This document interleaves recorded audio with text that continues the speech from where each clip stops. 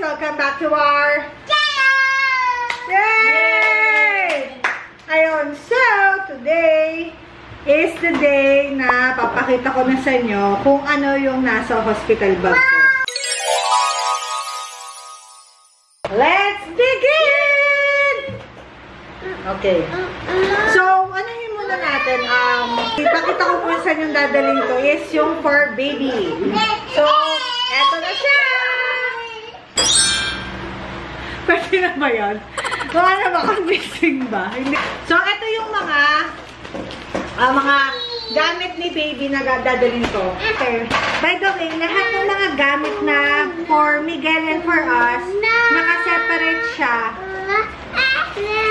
Nakaseparate siya ng plastic, ng ziplock. Binili ko lang to sa Facebook Marketplace.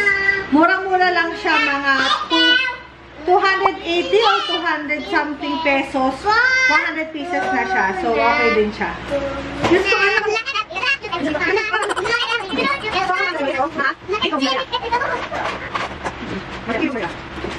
So, ang una kong is our baby clothes ni Miguel.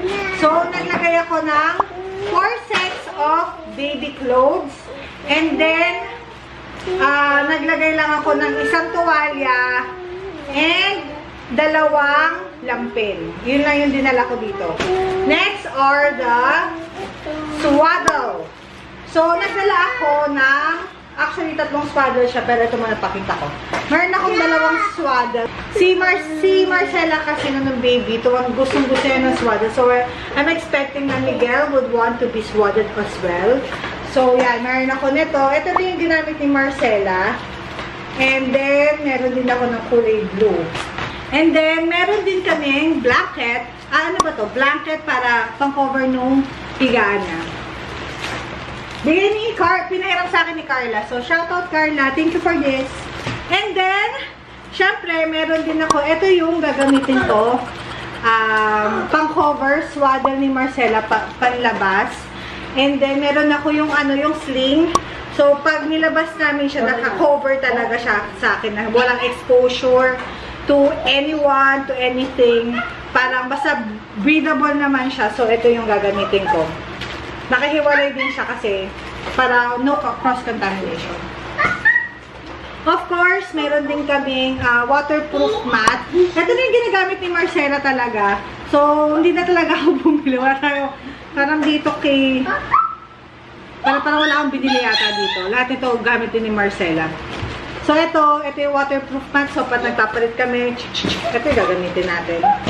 And then, meron akong mga 8 diapers. 10 extra diapers. Kasi dun sa hospital ko, nagbibigay talaga sila ng isang pack ng newborn diaper. So, nakalimutan ko na kung ilang piraso yung binibigay nila. So, nagdala ako ng 8. Ang next na is yung mga extra for Miguel. So, nandito na lahat yon, nakapack na dito. So, kung makikita nyo, etong drapoline na to, kay Marcela yan. And then, pinaghiwalay ko na sa 1 to 2 days kung stay yung cottons, alcohol, meron ako mga patches, yan. Hindi ako nagtipid dyan kasi syempre. And then, meron din ako nito. Kailangan ko nito panlinis ng niya. Ito pa yata kay Marcela rin, betadine. Kung bumili kami, I'm not sure. Don't forget, magdala na rin kayo ng nail cutter kasi baka mahaba ang kuko ng anak nyo. So, may nag-advise sa akin dati na kagatin daw, pero nahirapan ako so mag-nail cutter na lang. Kay Marcela rin to, hiniram ko lang sa kanya. Meron ako nito, pang tulog. Ginamit ko rin to kay Marcela. So, may whale, ano to? May rain and ocean and heartbeat. So, yun lang yung gamit ni Miguel. Napakakunti lang talaga. So, eto naman ang mga eto naman yung mga gamit namin ni Mike at saka sa akin. Kay Mike muna yung natin, okay? So, may mga brief siya and dinamihan ko yung set ng damit niya kasi siya yung madalas na lalabas. So, ang sa kanya, kasi ang usapan namin, every time lalabas siya, maliligo siya. So, meron siyang 6 sets of clothes. Ayan, pero nakahiwalay lang yung brief, kasi yung brief daw, baka pwede naman niyang i-recycle. Yung damit lang daw talaga ang kailangan niyang palitan. So, and, syempre, for me, hindi ako magdadala ng bra. Yung dadalhin kong bra, yung isa lang yung brand dadalhin ko, yun lang yung pagpunta ko doon kasi kailangan ko rin naman mag-bra. No? Pero sa hospital, sa loob ng hospital, wala akong bra. And lahat nito, wala rin ako short, so lahat nito, dress lang siya. Na mga pang maternity dress na alam ko, tried and tested na siya na hindi ako mahirapan magpadede. Dito na lang 4 sets of clothes, pero technically tatlo lang siya kasi yung isa ko, bathrobe yung ginamit ko. Tingnan natin kung ano yung mas comfortable sa akin. Tapos, ito yung panglabas ko. Ito rin yung ginamit kong dress nung lumabas kami kasama kay Marcela 2 years ago. Wala talaga ako yung binder. Meron akong 4 sets. Hindi ko alam kung ano yung first time lang akong gagamit if ever. Pero may corset akong 2. Tsaka meron ako yung panty na masikip sa tiyan. Kung ano yung fit sa akin. So, meron akong diaper. Ito yung kay Charmy na diaper. Nilagay ko lang siya ulit sa plastic para hindi na bulky. And, itong maternity pads. And, naalala ko rin kasi, bumili pa kami doon sa hospital ng underpads. Sa sobrang dami na nabili namin. So, bumili na rin ako ng underpads kasi parang sa pagpunta ko sa room, ito yung pinapagamit muna, wag munang mag-napkin. So, yan. Of course, our toiletries. So, lahat ng toiletries namin, pwede na itong ilagay doon after. Wipes, tissue, toothpaste na maliit lang, luma akong deodorant. Maubos na kasi ito. So, ito na rin, dinala ko. Shampoo, Safeguard. Ito na yung pandiko namin. Feminine wash. Ito yung ginamit ko talaga nung kay Marcela. Kasi parang betadine feminine wash. So, parang, di ba dinudugo ka? So, perfecto. Lucas Papa ointment para dun sa mga lumalabas sa mga ano natin, sa ilalim natin. Baka mamaya may magpakita. Tapos ayaw mo nang pumasok. So, ito yung ginagamit ko talaga. Nakakatulong siya. Kaya nagdala rin ako ng extra ipit. Baka kasi mawala eh. Don't forget extension. Magdala kayo palagi. So, may tuwala akong dala. Para sa aming dalawa na to ni Mike. Ito yung bag na to. Ito yung mga kailangan ko pa before my delivery. So, nandito is itong Solback. Dadalhin ko talaga to. Itong Solback na yan. Nandyan yan. The alcohol. Yan. Kailangan 2. Wala. OC ako. Ganun talaga. Ang aming mga documents. So, yan o. Naglagay na rin ako ng mga information ko dito para si Mike, hindi na mahirapan yung mother's name, blood type, feel healthy, SSS, my full name, my birthday, my employment, kung name niya. Tapos, kung ano may mga kailangan dito, upulo, okay naman to.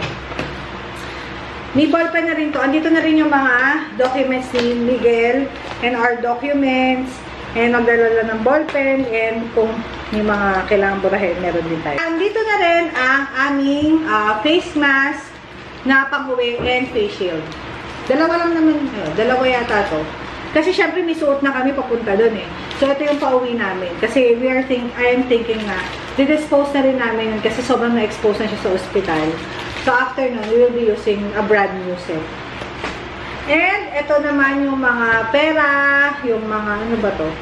Wala, mga pera lang. Ito mga pera to. Mga kailangan natin. Pera, ID, andito yung wallet ko. Yan. Andito siya lahat. Ito yung mga important. And lastly, ang ating makeup kit. Actually, lahat ng mga ginamit ko ngayon sa mukha ko is nandito na siya. Inano ko na siya, dineclutter ko na siya. Ito na talaga yung mga pinaka-favorite na favorite makeup ko. Ayan. And then yun, yung isa ko pa palang dadalhin is, nasa labas pa kasi ginagamit namin, is yung nano spray gun. Gagamitin namin yun pang bago umalis, is spray gun namin lahat ng mga gamit namin. And that's all yata. Ayun, meron din pala akong garbage bag na dinala. Kasi doon namin nalagay lahat ng maduduming gamit namin. I almost forgot, Dadalhin din pala namin tong chinelas for the toilet and ito yung panlabas namin. Mga luma na rin siya kasi nag-order na rin ako ng bagong Baguio slippers. Pag nagpa-check up ako this Saturday kay Doc, dadalhin na namin to. And ito kung ano yung nasa loob nito is dapat okay na siya. Andito na yung valid ID ko. Andito na siya. Shoutout ka pala kay Mami. Bag niya ulit to. Hi, Mami!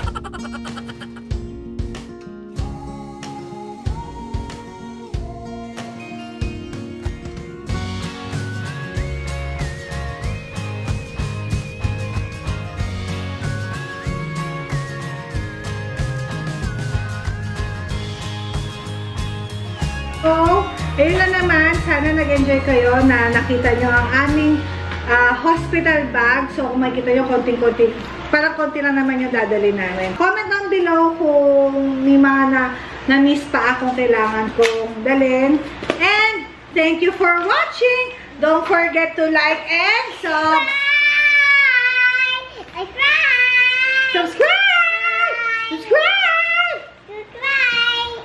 Bye!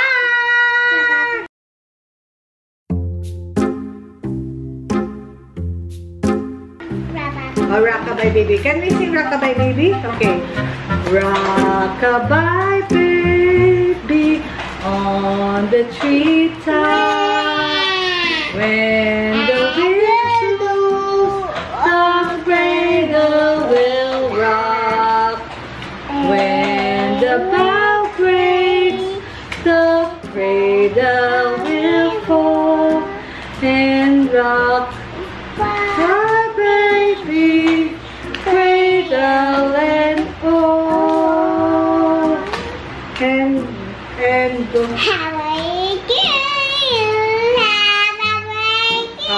happy birthday to you, happy birthday to you, happy birthday, happy birthday.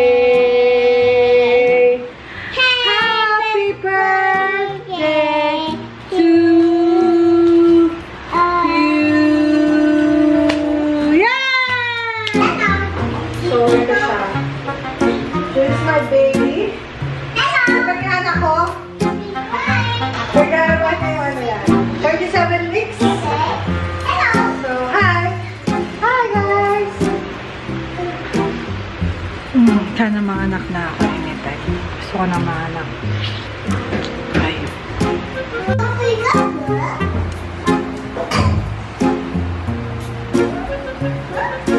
Oh, don't touch that.